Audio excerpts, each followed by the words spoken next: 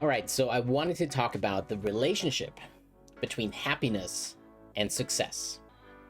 Do you have to become successful first in order to achieve happiness? Or could it be that happiness is the key to being successful? Is this a chicken and egg question? So, the socially constructed view is we all know this: you work hard, you become successful, and then you will be happy. This idea that we must pursue success in order to experience happiness really is enshrined in Western thinking, right? Think the American dream and other popular stories of the hero's journey, right? You work hard, you experience hardship, you grind, and you have grit. And when you have weathered the storm, after you have become successful at achieving your goal or conquering the enemy, only then will you experience happiness. It makes for a great Hollywood storyline, but that's about it. So in reality, working hard towards a dream created by someone else leads to burnout. You aren't working on your purpose. I have burnout and also have depression and PTSD, so I know what it feels like, and it sucks. So the first P for mitigating the symptoms of burnout is positivity. And this is part of a new program that I'm putting together, something that isn't out there right now, looking at how do we truly not just treat the symptoms of burnout, how do we treat burnout, but how do we cure burnout? So again, one of the 5 P's for at least mitigating the symptoms of burnout is positivity. I talked about this in the last podcast. It's about feeling gratitude for what you currently have, savoring a positive moment, experiencing some form of happiness, right? So how does this work? Now, the too long didn't read version of all of this is, while your happiness level may drop as you go through some rough time working on achieving a purpose or at least pursuing an achievement, the grinding, the trying to reach a goal or conquering that enemy, right? It goes down and then it rebounds to where you started from. Because this is your baseline. So, is there more to the story? Well, in fact, an analysis of the available literature on this very subject was done in 2005. It is called The Benefits of Frequent Positive Affect. Does Happiness Lead to Success? Published in 2005 by the American Psychological Association in the Psychological Bulletin. I don't know anything about this journal. This is just a paper that I found. It is profound. It is 53 pages long. These people really did a thorough review of the available literature. And it's quite interesting what the findings were. So the authors show that happiness is not an outcome, but instead it is a precursor to numerous successful outcomes in life. And as well as the various behaviors that contribute to success. So the first question that these researchers tried to answer was, are happy people successful people, right? So are happy people successful people? And what they found is that happiness is positively correlated with a variety of indicators of superior mental and physical health. Happiness, as well as the concomitant experience of frequent positive affect, likely plays a role in health through its effects on social relationships, healthy behavior, stress, accident and suicide rates, and coping, as well as possible effects on immune function. Now, I'm sure Andrew Huberman could dive into this way deeper than I will here, and the correlation isn't very strong. It's about a 0.3. So if you're looking at the R value in studies, it's a strength of how much one thing correlates to another. It's not a causality, it's a correlation. So it's just, is there a relationship there? And 0.3 certainly points in a positive direction, but it is not super strong. And we'll get to that in a minute. The second question that was trying to be answered in this paper was, are long-term happiness and short-term positive affect associated with behaviors paralleling success? So not just looking at long-term happiness, but also short-term interventions, short-term positive affects, right? Is that related in some way to behaviors that parallel success? And they looked at a variety of different behaviors across the board. Chronically happy people and those in pleasant moods might be more creative as well as more efficient problem solvers. Here the correlation was about 0.26. And it might also show superior conflict resolution skills, right? That's another big thing for success. How good are you at conflict resolution? That was a 0.23 correlation. Again, not super strong, but definitely on the positive side of the spectrum. Most, if not all, of these attributes appear to promote active goal involvement, which is adaptive in many circumstances and likely facilitates success in a broad range of life domains. So again, not a strong correlation, but it trends towards happiness leads to success, right? Short-term and long-term happiness, positive affect leads to success, or at least behaviors that parallel successful outcomes. Now, the third question that was addressed was, does happiness precede success, right? And that's the big question here. Does happiness precede success? And the conclusion that the authors came to was that study after study shows that happiness precedes important outcomes and indicators of thriving, including fulfilling and productive work. The mean correlation here was 0.24. Satisfying relationships, the mean correlation here is 0.21. And superior mental and physical health and longevity, the mean here also was 0.18. So looking at it as, generally speaking, a 0.2 correlation between happiness leading to success by a variety of ways of measuring this. Question 4. Do happiness and positive affect precede behaviors paralleling success? Okay, so now again, it's not, does it just parallel success? Is there a correlation between happiness and success? But is there a correlation between behaviors that parallel success? And every single investigation they found corroborated the correlation of findings in the direction predicted by their model. That is, both long-term happiness and short-term pleasant moods tend to precede desirable characteristics, resources, and behaviors with which they are correlated. Okay, so again, it is pointing in the direction of a positive correlation between happiness and the behaviors that are associated with success. All right, that's that grit, chasing your goals and dreams, pursuing purpose. And then the fifth question, the fifth and final question this research tried to answer was, does positive affect lead to behaviors paralleling success? So again, positive affect, not specifically happiness, but any positive affect, does that lead to behaviors paralleling success? And here the conclusion was, transient happy moods appear to lead people to seek out others and to engage with the environment at large, to be more venturesome, more open, and more sensitive to other individuals. And if you read between the lines, that really is the definition, right? The description of what a growth mindset is, right? Engaging with your environment, being venturesome and open to ideas, engaging with individuals and being sensitive to their input. That's a growth mindset. And we know that growth mindsets spark creativity, and creativity sparks success. So all of this makes perfect sense. So the overall conclusion, looking at all the data as a whole, not just looking at these 5 specific questions that they were trying to answer, but looking at the global picture of their meta-analysis, positive affects foster sociability and activity with a mean correlation of 0.51.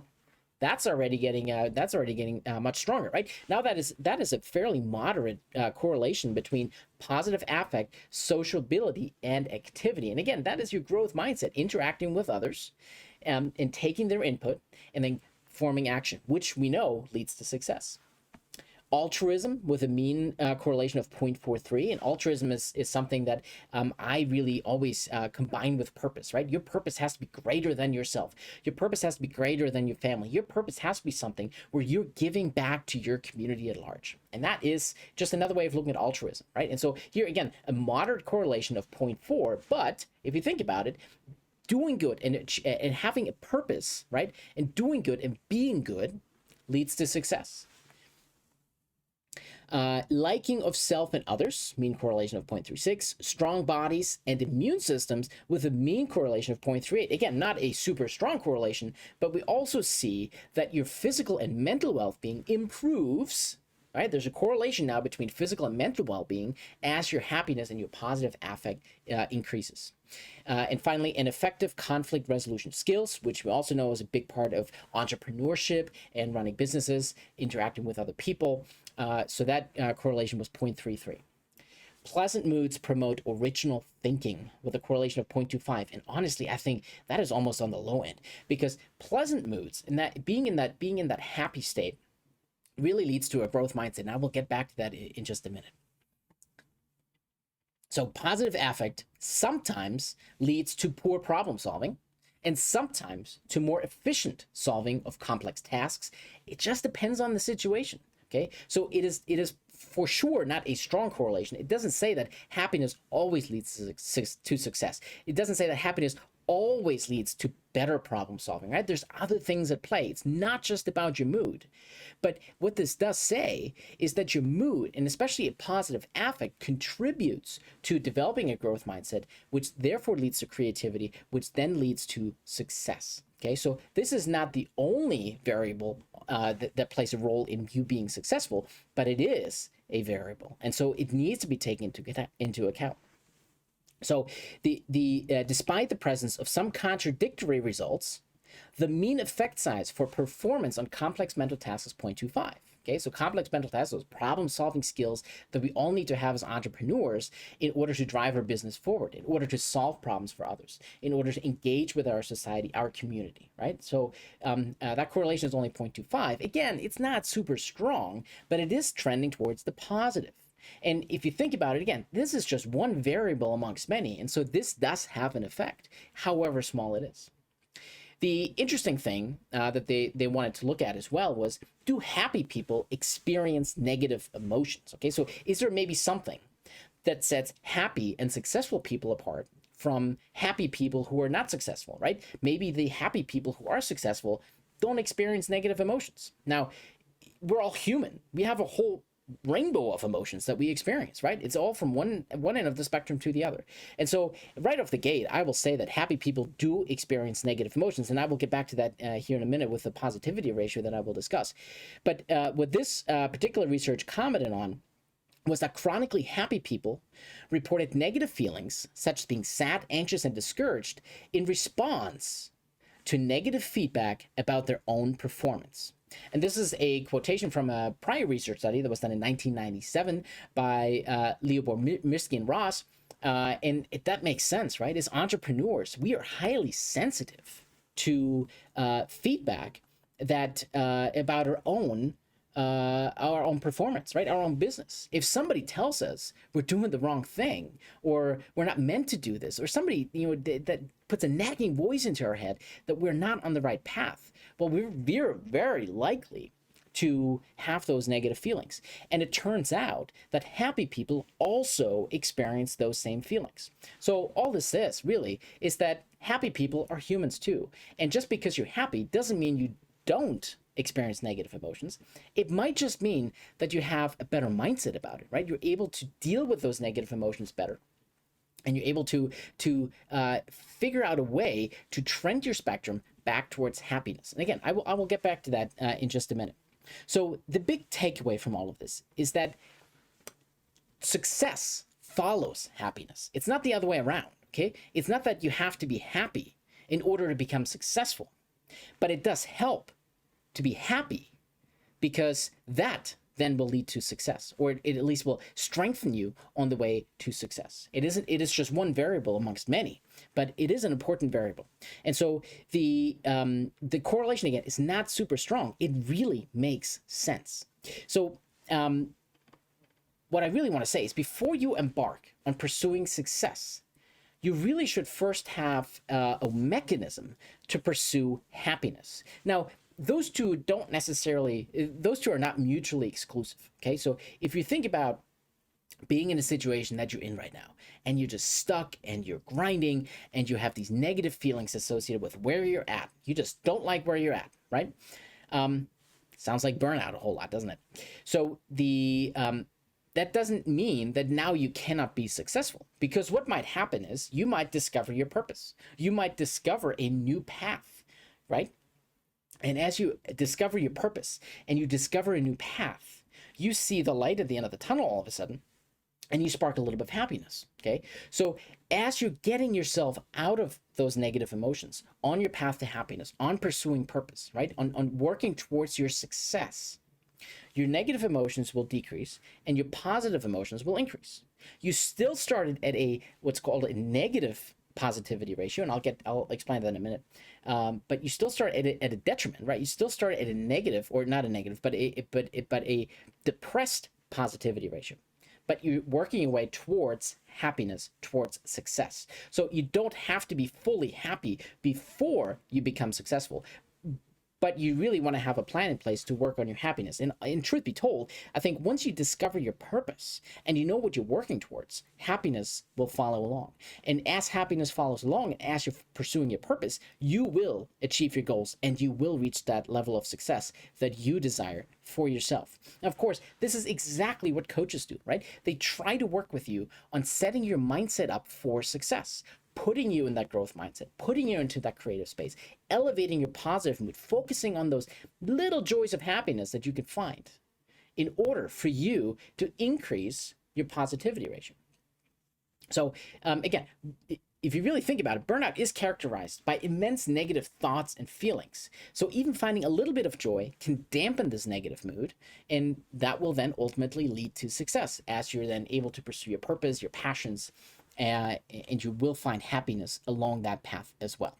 So it's not a fix, it's not a cure, right? Finding these little joys of happiness is not a fix, it's not a cure. It is simply one of the 5 P's for mitigating the feelings of burnout, right? There's 5 P's for that. And the first one is positivity. Thinking positively about something that you have in your life in order to drive this positivity ratio in a good direction. So what is this positivity ratio? Well, the positivity ratio was designed, created, popularized by Barbara Fredrickson. And essentially it gives you a ratio of good feelings and bad feelings that you're having. So you can take this test online. It is available at positivityratio.com. It's a free test. It's about 20 questions. You can answer it as many times as you like. It's a great, quick way to track your progress along the way. And the way you look at it is if you are in a greater than 3-to-1 ratio, okay, so if you have more than 3 positive feelings for any negative feeling that you have, you're considered to be in a flourishing state of mind. Okay, so a ratio greater than 3 puts you in a positive mindset, a growth mindset, a creative mindset, and that we know leads to success. Okay, so that's why we want to drive the positivity ratio up. We want to drive your positive feelings. We want to drive your positive affect. We want to increase your happiness, because that leads to success. By putting you into that growth mindset, putting you in the creative space, and pursuing your purpose is one of the ways to do that. So you can take this test every day, and you can track your progress. Now, all it does, it tells you where you stand right now. It only tells you where you stand today. It doesn't tell you that you're doing anything particularly right. It doesn't tell you that you're doing anything particularly wrong. It is really just a score to tell you where you're at today. And as you track that along the way, that can then give you an indicator of, are you going in a good direction, right? As your score increases over time, you're going in a good direction, and you want to get above 3-to-1 ratio. If you are finding yourself tracking in the opposite direction or just being stagnant, well, that tells you that something needs to change. And again, this is where coaching comes in, right? Coaching will help you put yourself into that positive mind space, that growth mindset, that creative space, in order for you to be able to flourish and drive the positivity ratio up in the process. Okay, so having a less than 3-to-1 ratio is not meant to be discouraging, right? It's not bad if you don't get a ratio of 3 or more. The other day I took this test and I only got a 1.6. So it really just gives you the information, and intuitively, you may have already known this anyways, that you may have more negative feelings going on right now than positive feelings. So it's really just a tool for you to figure out where you stand and then to track that progress over time. So in summary, what I really want to say here is that happiness seems to come before success. Okay. Again, the correlation is not super strong. And happiness is only one of many components that lead to success. But I think it is an important component. And especially looking at the positivity ratio and knowing that a ratio of 3-to-1 or higher puts you into that flourishing mindset, that growth mindset, that creative space, it makes sense. If you are happier, you have more positive feelings, more positive affect. And that puts you at a greater than 3-to-1 ratio into that mindset. It puts you into that mindset where you are able to flourish and grow and succeed. Okay, so really all you need to do is focus on something that is positive in your life, feeling gracious for what it is that you do have, and savoring little positive moments throughout your day. And that can have a profound impact on your positivity ratio. So I want to know what you think about this. What are your thoughts? Do you think this is something that you can include in your own life? Is the positivity ratio something that you're interested in tracking for yourself? Again, it's a free test. It's about 15 or 20 questions. They're pretty easy to answer. And you can track this along the way every day for however long you like. And once you see yourself tracking in the right direction, and once you see yourself being consistently in a higher than 3-to-1 ratio, you know how you're feeling. A lot of this stuff is actually fairly intuitive. It just gives you insight in ways that you may not have had before. Okay, so happiness precedes success in many ways. But really the most important point, I think, is that happiness doesn't necessarily lead to success, but it is an important component of the road to success.